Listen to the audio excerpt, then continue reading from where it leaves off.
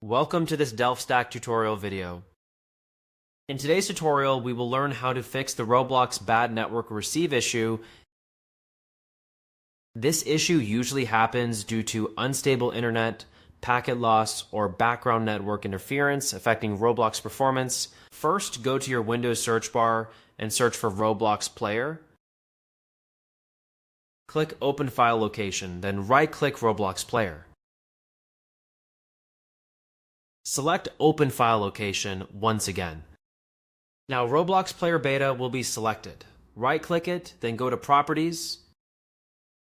From here, go to Digital Signatures. Click the embedded signature, then click Details.